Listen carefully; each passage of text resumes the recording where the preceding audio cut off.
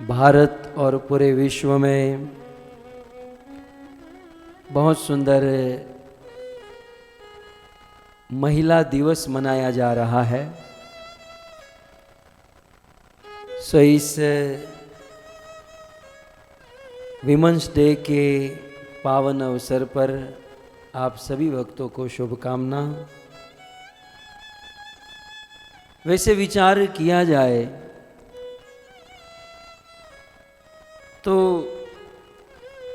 एक महिला, एक स्त्री, एक नारी बुद्धि से सोचे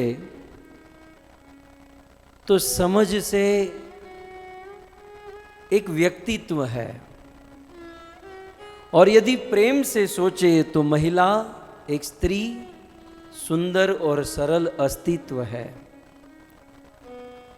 लोग कहते हैं कि स्त्री का, महिला का कोई घर नहीं होता, लेकिन सच तो यह है कि महिला के बिना ही घर नहीं होता। न गृहम गृहत्याहु गृहिणी गृह उच्यते।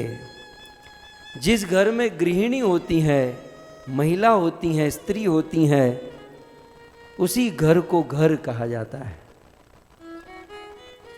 नारी और भाग्य परेशान करते हैं, ऐसा समाज और संसार में लोग कहते हैं कि नारी और भाग्य परेशान करते हैं, लेकिन यदि इन दोनों का साथ हो जाए तो वही हमारा जीवन संवार देते हैं। और जब हृदय द्रवित होता है, जब कोई महिला बीमार होती है, तो उस बीमार की अवस्था में भी अपने स्वास्थ्य से ज़्यादा अपने परिवार और अपने बच्चों के खाने पीने के विषय में चिंता करती है। एक महिला एक ऐसा चरित्र है जो अपना जीवन अपनी पसंद पर नहीं बल्कि दूसरों की पसंद पर जीती है। बचपन से ही लेकर अंत तक दूसरों की पसंद पर अपना जीवन निर्भर करती है। किसी कवि ने बहुत सुंदर कहा कि स्त्री का अर्थ क्या है। वास्तव में स्त्री का चरित्र, महिला का चरित्र एक अगरबत्ती जैसा है, जिसमें अग्नि है, धैर्य है और सहन शक्ति है। जैसे अग्नि, जैसे अगरबत्ती धीरे धीरे धीरे जलकर राख हो जाती है, लेकिन जब तक वो रहती है बहुत सुंदर सुगंध फैलाती जाती है। ठीक उसी प्रकार एक महिला परिश्रम करके, मेहनत करके अपने जीवन को खत्म कर देती है, परंतु अपने घर, परिवार और समाज में सुंदर सुगंध छोड़कर जाती है। वैसे विचार किया जाए तो महिला का चरित्र एक नमक के समान है। यदि हो हमारे साथ, हमारे बीच में, तो उसकी कोई वैल्यू नहीं होती, लेकिन जब हमारे भोजन में नमक न हो तो इतना बड़ा भोजन, इतनी बड़ी मेहनत व्यर्थ हो जाती है। ठीक है, उसी प्रकार महिला जब हमारे साथ होती है तो शायद उतनी वैल्यू नहीं होती जब उनकी उपस्थिति, अनुपस्थिति होने पर उनकी वैल्यू होती है। तो आज के इस महिला दिवस के अवसर पर लाल गोविंद दास का समस्त महिलाओं के चरणों में प्रणाम और इस विमेंस डे की हार्दिक शुभकामना आप सभी भक्तों को। अब बात जब महिला की आई तो ब्रह्म पुराण में बहुत सुंदर, हमारे इतिहास में 5 महिला बड़ी पवित्र मानी जाती हैं। ऐसा कहते हैं कि यदि हम सुबह उठकर इन 5 महिला का स्मरण करें तो महापातक नाशनम, हम बड़े बड़े पापों से मुक्त हो सकते हैं। वे 5 महिला कौन सी हैं? अहल्या, द्रौपदी, सीता, तारा, मंदोदरी तथा पंचकन्या स्मरे नित्यम। पंचकन्या स्मरे नित्यम महापातकनाशनम।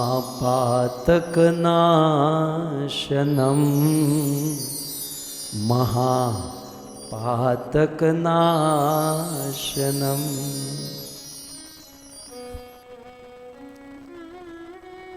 हमारे इतिहास की ये 5 महिला श्री वेदव्यास मुनि ब्रह्म पुराण में कहते हैं कि यह स्मरेत नित्यम, यदि कोई इसका स्मरण भी करे ना तो महापातक नाशनम, महान महान पाप जलकर भस्म हो जाते हैं।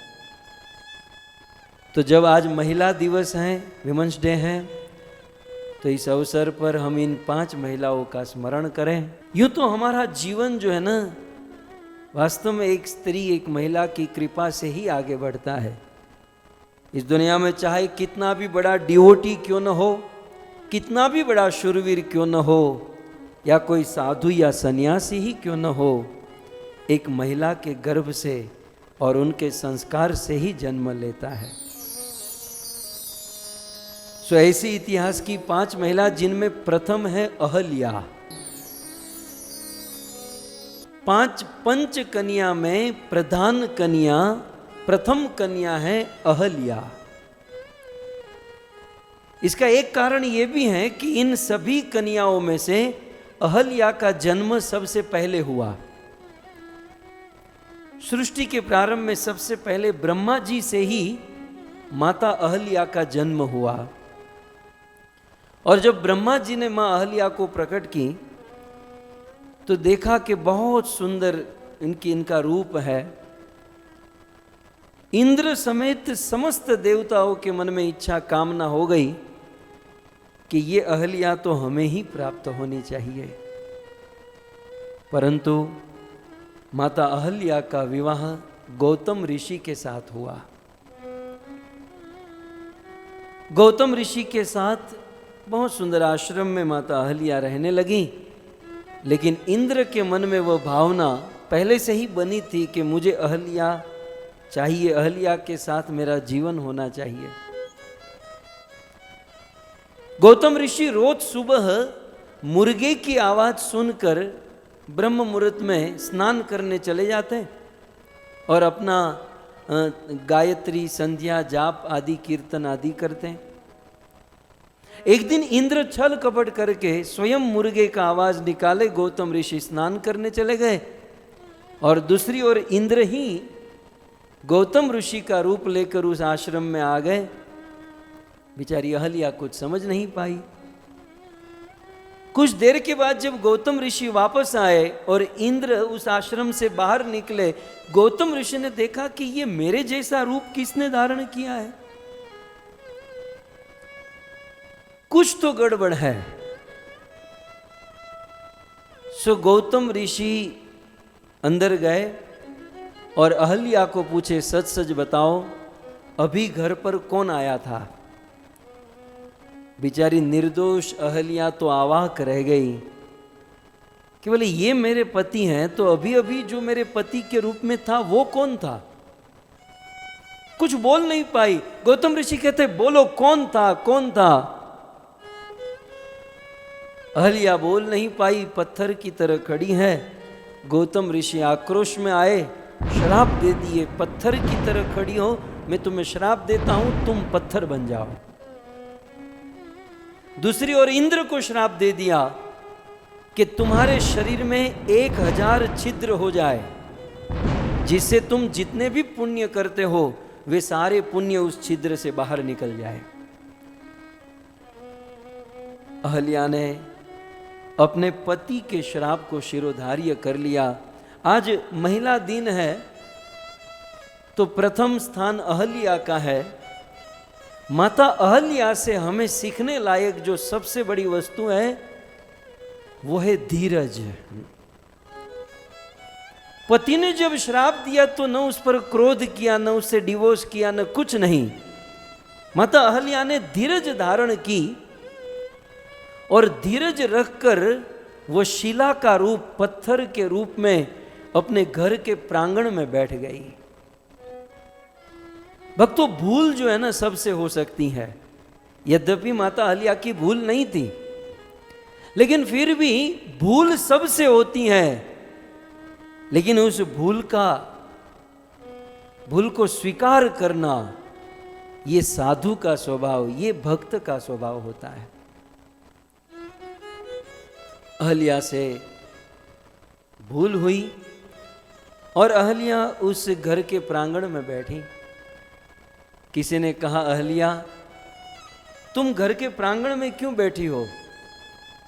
तब अहल्या कहती है, मुझसे यदि कुछ गलत कार्य हुआ हो, मुझसे यदि कोई गलत काम हुआ हो तो ये मुझे छिपाना नहीं है, मुझे लोगों को बताकर इस पाप से मुक्त होना है।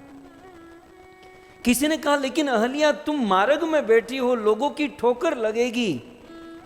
तब अहल्या ने बहुत सुंदर कहा कि दुनिया वालों की ठोकर लगते लगते एक दिन मेरे राम की ठोकर लगेगी, मेरे प्रभु की ठोकर लगेगी तो मेरा उद्धार हो जाएगा।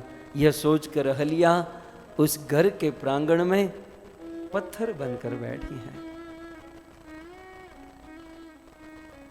और फिर जब त्रेता युग आया, महर्षि विश्वामित्र के यज्ञ की रक्षा करके राम और लक्ष्मण विश्वामित्र के साथ जनकपुर जा रहे थे और मार्ग में इस आश्रम को देखा जहां पर अहल्या पत्थर बनकर बैठी है। राम जी की दृष्टि आश्रम एक दीख मग माही, खग जीव जंतु तह नाही, पूछा मुनि शिला प्रभु देखी, सकल कथा कही विशेषी। भगवान ने कहा कि मुनिवर गुरुदेव, ये आश्रम और इसमें ये पत्थर मार्ग में बैठा, ये सब क्या है? राम जी जानते थे, लेकिन गुरु जी ने राम जी को कहा कि राघव, ये अहल्या है और तुम उनका उद्धार करो।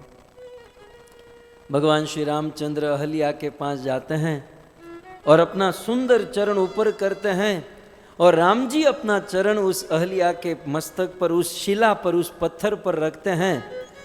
जैसे ही राम जी का चरण रज उस शिला से स्पर्श हुई, कहते हैं कि उस शिला से प्रकाश पुंज प्रकट हुआ।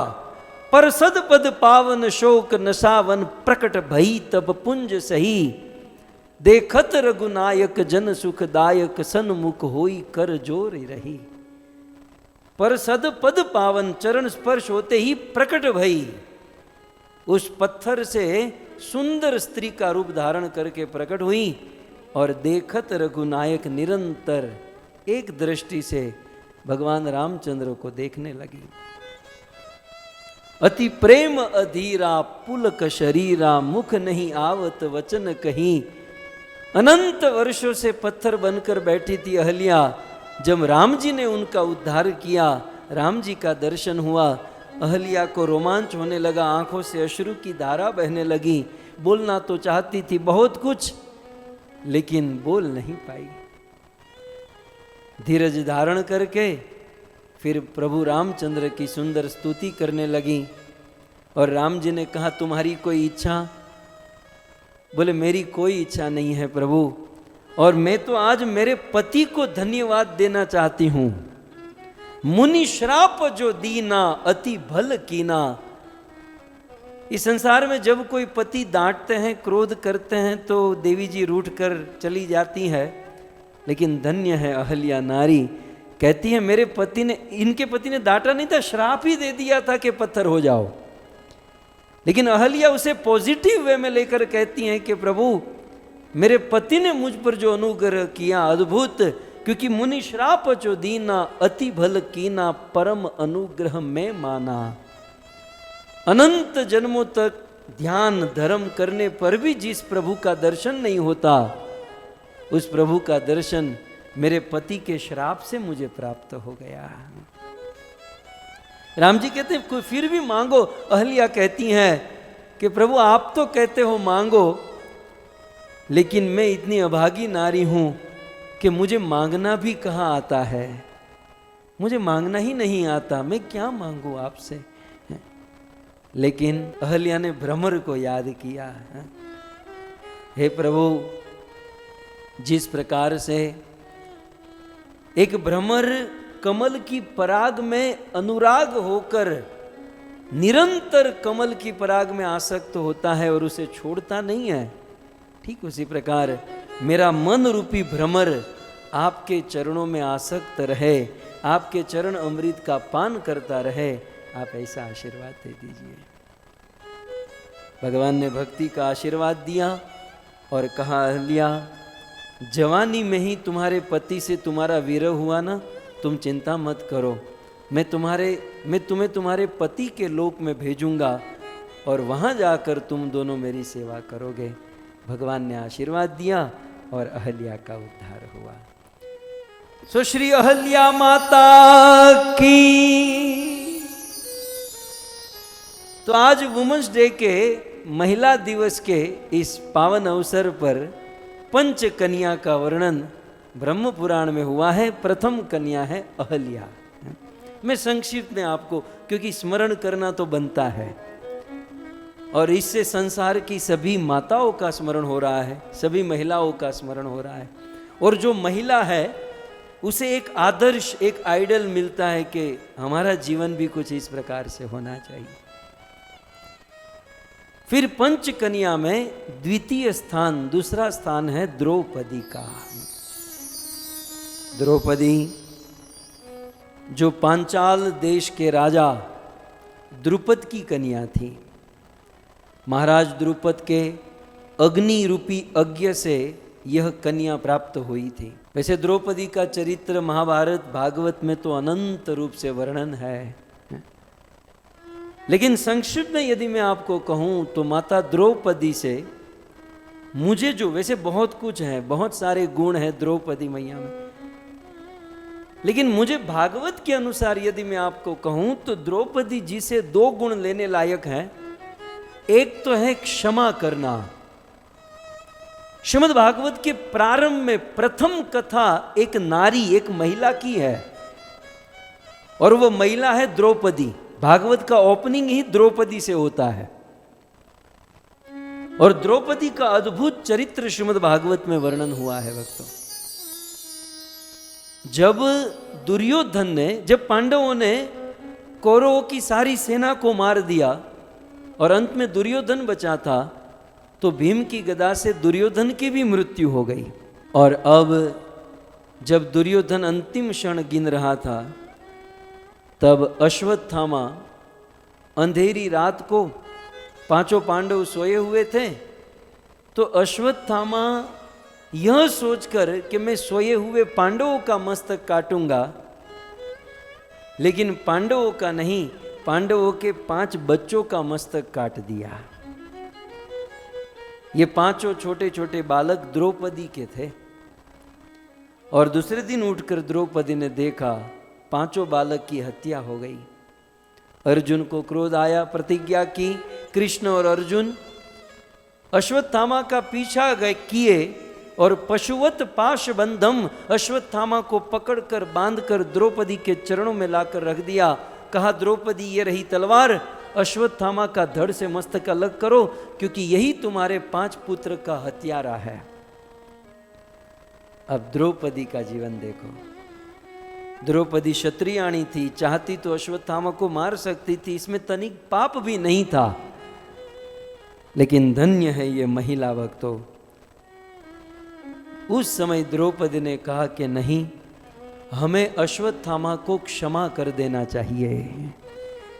अर्जुन ने कहा तुम्हें करना है तो करो, मैं क्षमा नहीं करूंगा। द्रौपदी ने कहा मैं तो नहीं मारूंगी, लेकिन पतिदेव मैं आपको भी नहीं मारने दूंगी। भीम ने कहा मैं द्रौपदी अश्वत्थामा की रक्षा, अपने 5 पुत्र के हत्यारा सामने खड़ा है और द्रौपदी उनका पक्ष लेकर उनकी रक्षा कर रही है। यह है माता का हृदय।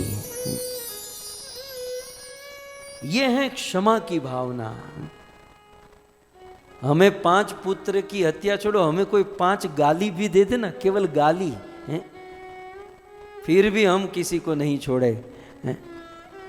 और धन्य है द्रौपदी के अश्वत्थामा को क्षमा कर दिया। क्षमा बड़न को चाहिए, छोटन को अपराध, कहाँ विष्णु को घट गयो, भृगु ने मारी लात। द्रौपदी के जीवन में और इस महिला के जीवन से दूसरी सीख, बहुत कुछ है लेकिन एक दूसरी सीख लेने लायक है शरणागति, भगवत शरणागति, कृष्ण शरणागति, अद्भुत, द्रौपदी से सीखने लायक है। दुर्वासा ऋषि वनवास के क्रम में जब कुटिया में आए और युधिष्ठिर महाराज दुर्वासा के साथ 10,000 शिष्यों को भोजन करने का निमंत्रण कर दिए और युधिष्ठिर महाराज ने घर आकर द्रौपदी को कहा अक्षय पात्र से 10,000 भोजन तैयार करो। द्रौपदी ने कहा वो तो मैंने धोकर रख दिया है। बोले तो अब क्या होगा, दुर्वासा आएंगे, श्राप देंगे, हम मारे जाएंगे। लेकिन धन्य है द्रौपदी, तुरंत द्रौपदी ने कृष्ण को याद किया, कृष्ण प्रकट हो गए। अद्भुत शरणागति। कुरुवंश की सभा में जब द्रौपदी को निर्वस्त्र करने का प्रयास किया गया, 10,000 हाथी का बल दुशासन में साड़ी खींचे जा रहा था, दुर्योधन अपनी जंगा ठोके जा रहा था कि इसे निर्वस्त्र करो, जल्दी निर्वस्त्र करो। पहले तो सबके आश्रय में गई, लेकिन किसी का जब आश्रय नहीं मिला तब दोनों हाथ ऊपर करके कृष्ण को पुकारती हैं,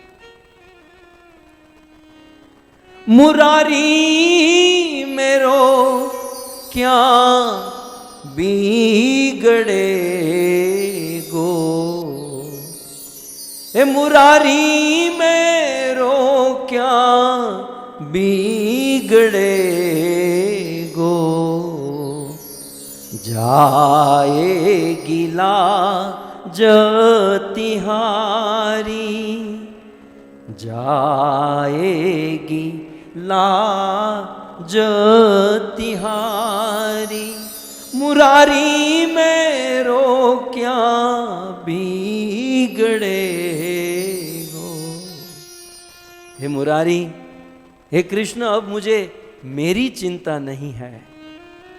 कृष्ण અમે તમારા કહેવાઈએ, કૃષ્ણ અમે તમારું પાણી પીધું છે, અમે તમારું ભજન કર્યું, તમારું નામ લીધું છે, અને જો કૃષ્ણ અમને કંઈક થઈ જશે તો ઇતિહાસ શું કહેશે કે કૃષ્ણના ભક્તો હતા અને કૃષ્ણના ભક્તોના જીવનમાં આવું થયું।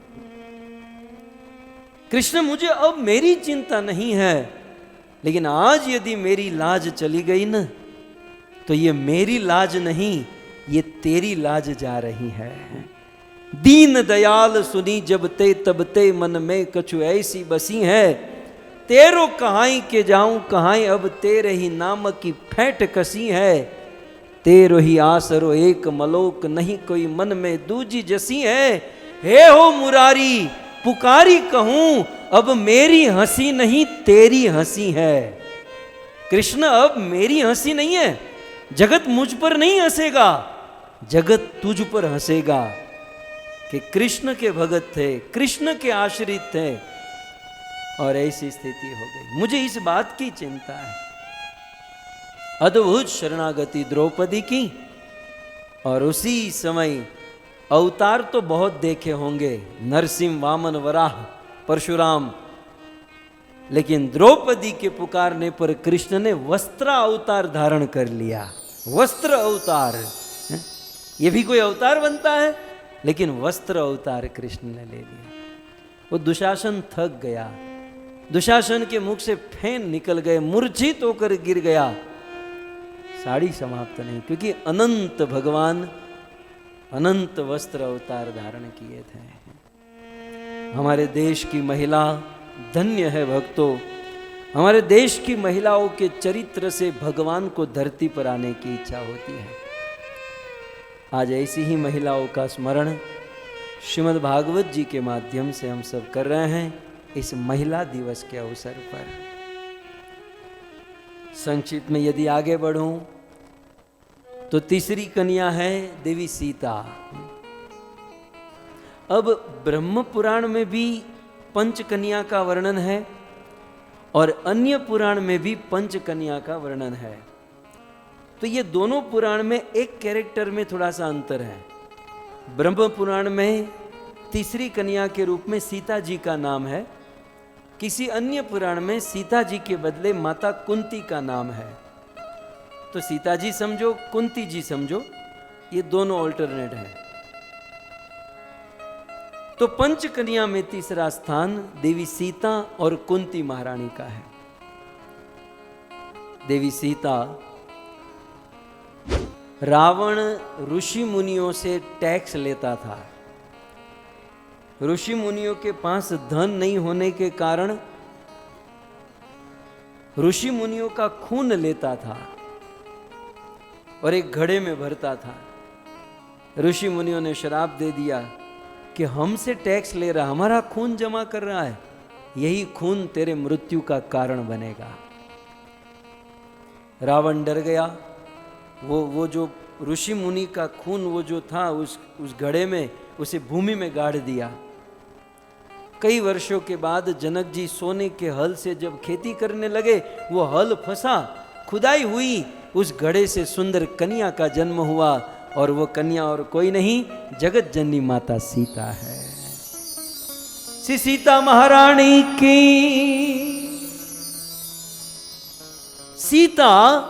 सीता जी के विषय में यदि मुझे एक वाक्य में कहना हो तो सीता सहनशीलता की साक्षात मूर्ति है। सीता करोड़ों करोड़ों ब्रह्मांड की सहनशीलता एकत्रित करो और यदि उनकी कोई मूर्ति बने, उनका कोई विग्रह बने, तो वही है सीता। कृष्ण को जन्म देने वाली देवकी मिल गई, राम को जन्म देने वाली मां कौशल्या मिल गई, लेकिन सीता को जन्म दे, सीता को जन्माए ऐसा कोई कैरेक्टर ही नहीं मिला। सीता को जन्म देने वाली कोई मां ही दुनिया में कहीं नहीं मिली और इसलिए सीता को धरती से प्रगटाया गया। अद्भुत चरित्र देवी सीता। अब इस पर तो पूरी कथा हो सकती है, मैं केवल स्मरण करा रहा हूं।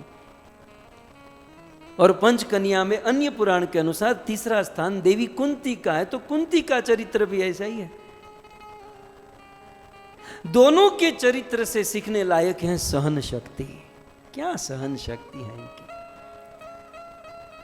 हमारे ત્યાં तो गुजरात में भजन गाय, दया ना सागर तमे कृपा ना निधान छो, भले ने भगवान केवराओ पण मारा राम तमे सीताजीनी तोले न आओ। 16 शणगार सजी मंदिर द्वार तमे फूल अने चंदन थी पूजाओ पण मारा राम तमे सीताजीनी तोले न आओ। दया के सागर हो, करुणा के निदान हो, सुंदर सेवा पूजा आरती राम जी आपकी होती है, लेकिन हे राम जी आपकी हमारी सीता से बराबरी नहीं हो सकती। क्यों? कारण के काचारे कान तमे क्याना भगवान तमे अग्नि परीक्षा कोनी लीधी। भगवान होकर आपके इतने कच्चे कान हो गए, भगवान होकर इतने कच्चे कान कि आपकी परछाई बनकर जिन्होंने वनवास बिताया, आपकी परछाई होकर वनवास का कष्ट सहन किया, 2-5 लोगों की बात सुनकर उस सीता की अग्नि परीक्षा आपने ली, अग्नि परीक्षा करनी पड़ी। पति थईने पत्नी ने पारखता न आवड़ी अने घट घट ना ज्ञाता केवराओ। वैसे तो आप घट घट के वासी कहलाते हो ना, घट घट में रहने वाले राम एक पत्नी को पारखने को नहीं आया, पत्नी को पहचान नहीं पाए। इसीलिए आप भले भगवान हो, ईश्वर हो, करुणा निदान हो, लेकिन हमारी सीता की बराबरी नहीं कर सकते। और आप क्या जानते हो, संतों ने तो क्या कहा, भ्रम में मत रहना राम जी कि आपने रावण को मारा। उस रावण को सीता ने लंका में अंदर से खोखरा कर दिया था। रावण को सीता ने मारा था। राम जी, आपने तो केवल विजय का यश लिया, सो मरे हुए को मारा, उसमें आपने कौन सा बड़ा पराक्रम कर दिया। जो भी है राम जी, सीता जी पत्नी गर्भवती है, 2 बच्चे उनके गर्भ में है, और एक हड़ी गेला धोबीना केवाथी तमे पत्नी ने वनमा मूकी आवो। ये धोबीन मारी पासे मोकलो तो हूँ कंईक समझावे। एक आदमी के कहने पर आपने इतना बड़ा चरित्र, इनको आपने वन में भेज दिया। लेकिन इस महिला की महानता देखो भक्तों, कि राम जी ने इतना कुछ किया। राम जी का पक्ष अपना है, वो धर्म के मार्ग में है, लेकिन सीता के साथ तो अन्याय हुआ ना।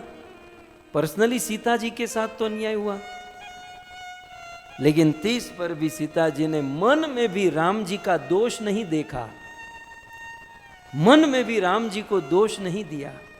उन्होंने यही सोचा कि मेरे पति राजा है, राजा के अनेकों कर्तव्य होते हैं, उन अनेकों कर्तव्यों को निभाने में मेरा बलिदान देना पड़ा तो ये मेरा सौभाग्य है। चलो मैं एटलीस्ट मेरे प्रभु के, मेरे पति के बलिदान में तो काम में आई। ये होती है भारत की महिला। इसीलिए तो पुराणों में नाम दर्ज होते हैं, अहल्या, द्रौपदी, सीता, तारा, मंदोदरी तथा पंचकन्या स्मर नित्यम महापातक नाशनम। तो इस प्रकार से 3 कन्या, चौथी कन्या है तारा। ये तारा है वानरों में डॉक्टर होते हैं, पता है आपको? मनुष्यों में डॉक्टर नहीं होते, वानरों को भी डॉक्टर होते हैं। सो वानरों में एक डॉक्टर हुआ करते थे जिसका नाम था सुषेण। तो वानर चिकित्सक सुषेण की कन्या थी ये तारा,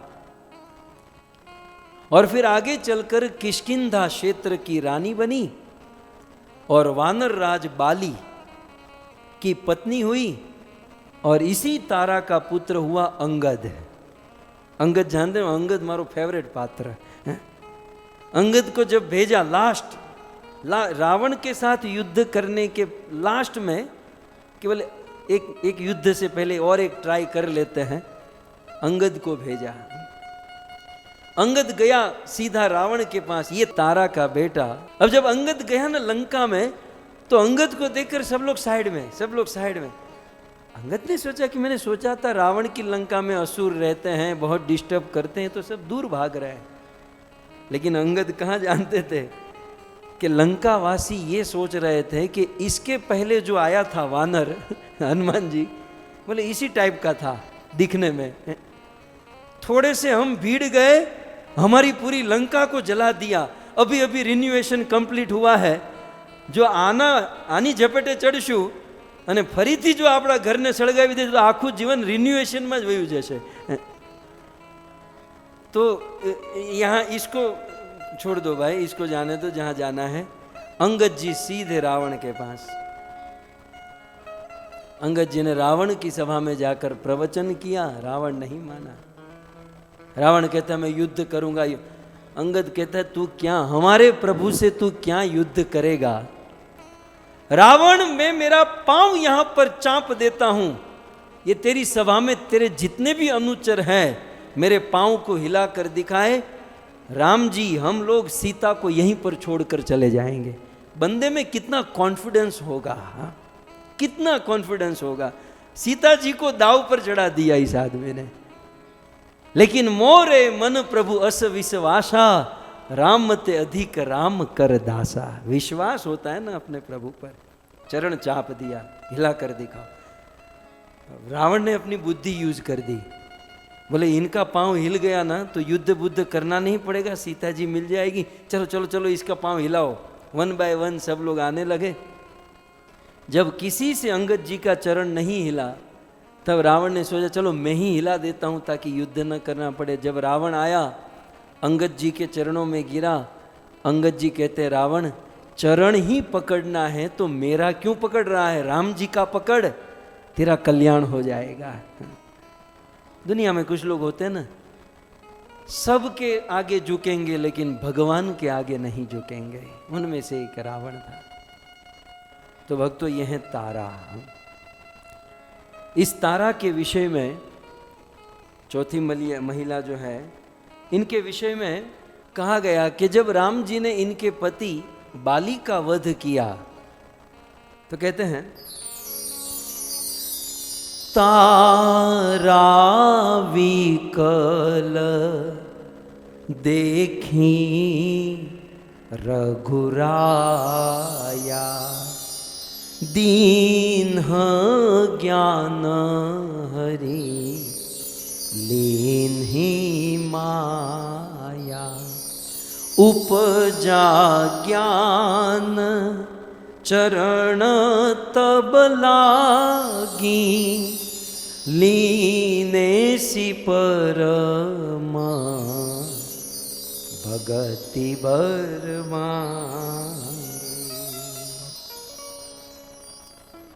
राम जी ने तारा के पति बाली का वध कर दिया। तब तारा विकल, बड़ी विकल हो गई और देखी रघुराया। राम जी ने तारा को देखा कि बेचारी रो रही है। अब देखो, राम जी ने बाली को मारा है तो ये बाली की पत्नी तारा राम जी से द्वेष नहीं की, राम जी पर क्रोध नहीं की।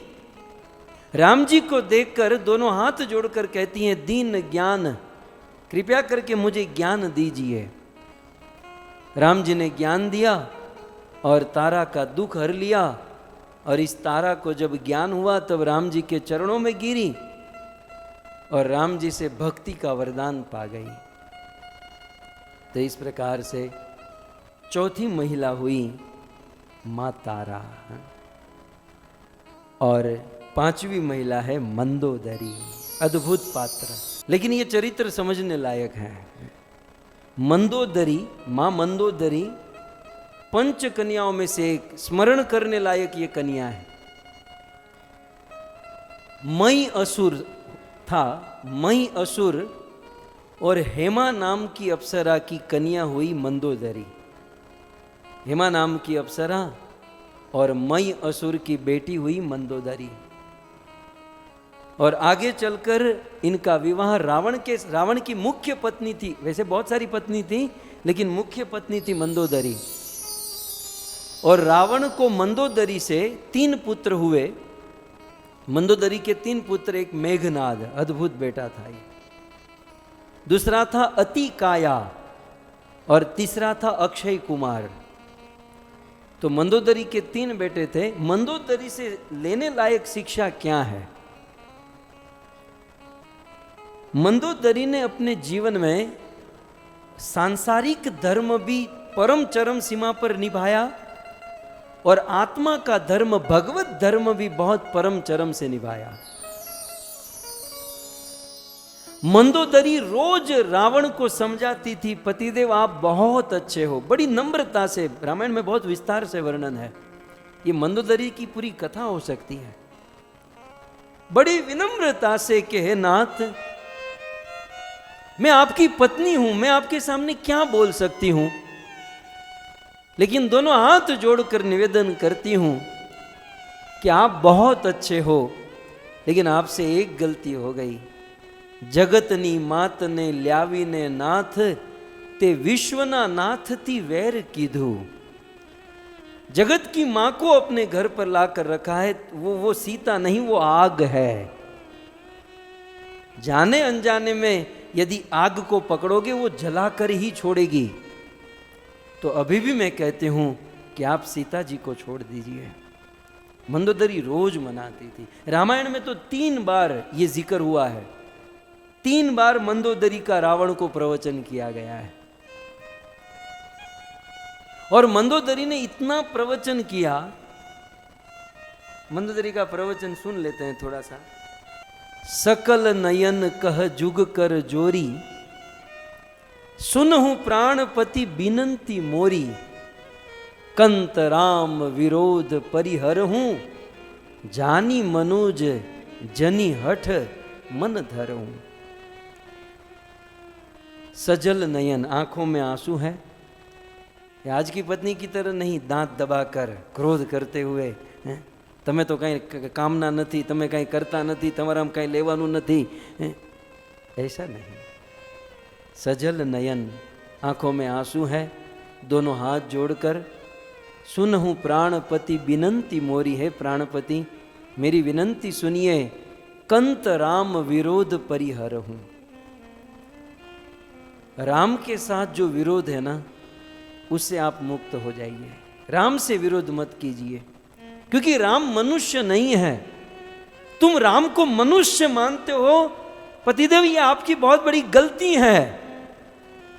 अनेक श्लोक में मंदोदरी ने कहा कि राम क्या है, राम की विभूति का वर्णन, विराट रूप का वर्णन, और कहती है विश्व रूप रघुवंश मणि, करहूं वचन विश्वास। नाथ मेरी बात पर विश्वास करो कि वो स्वयं भगवान है। लोक कल्पना वेद कर, अंग अंग प्रति जासु। मंदोदरी ने बहुत सुंदर उपदेश दिया, रावण नहीं माना। मैंने कभी निवेदन किया नहीं, क्योंकि लोग कंफ्यूज हो जाते हैं, लेकिन आज कर देता हूं। एक पक्ष तो ये रहा रामायण का कि मंदोदरी, तुम मेरे प्रभाव को नहीं जानती हो, तुम मुझे नहीं जानती हो, तुम डर गई हो, इसलिए ये सब बोल रही हो। और फिर रावण निकल गया युद्ध करने के लिए। एक पक्ष तो यह है, लेकिन रामायण शत कोटि अपारा। एक रामायण में रावण ने मंदोदरी को कहा, मंदोदरी तू क्या राम को जानती है, तेरे से ज्यादा राम को मैं जानता हूं। राम मेरा भी बाप है, राम मेरा भी ईश्वर है। और मंदोदरी तू जानती नहीं मैं सीता को क्यों लेकर आया हूं, मेरी लंका को पवित्र करना चाहता हूं, और अन्य किसी भी उपाय से राम यहां नहीं आते। मैं मेरी लंका को पवित्र करना चाहता हूं, और मैं राम के हाथों से वीर गति प्राप्त करना चाहता हूं। मंदोदरी, यदि मुझे कुछ गलत करना होता तो सीता 2 साल से मेरे पास है, मैं कुछ गलत नहीं कर सकता था। मुझे तो राम जी को देखना है, उनका अनुग्रह। ये एक पक्ष है रामायण का।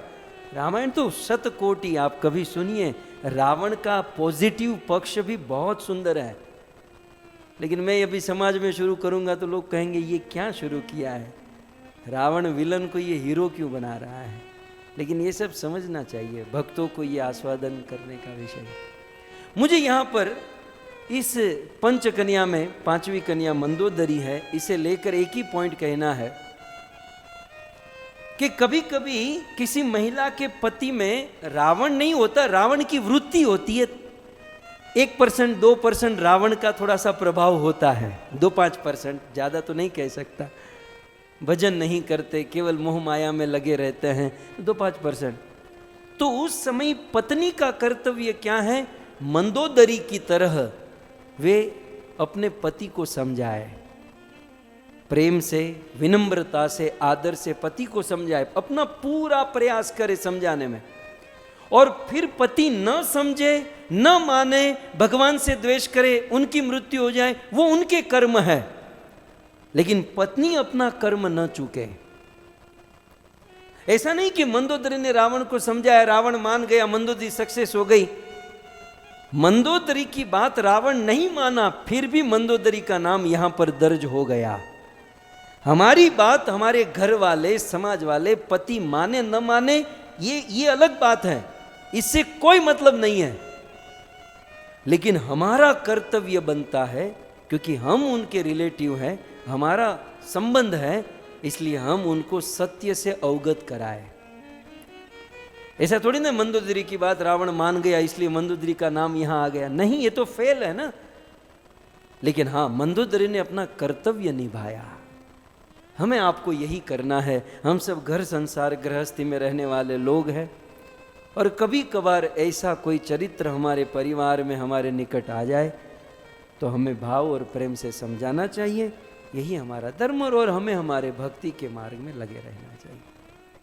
सो इस प्रकार आज वुमेंस डे है, महिला दिवस है, और इस महिला दिवस के उपलक्ष्य में हमने 5 कन्याओं का जिक्र थोड़ा सा स्मरण किया। भक्तों में बहुत बोलता हूँ, और कथा के प्रवाह में यदि किसी महिला, यदि किसी माता का अपराध हो गया हो तो आप अपना पुत्र समझकर हमें क्षमा कीजिएगा, और इस महिला दिवस पर भरपूर आशीर्वाद की वर्षा कीजिएगा कि हम भागवत गा सके, भगवत सेवा और आप सब भक्तों की सेवा कर सके।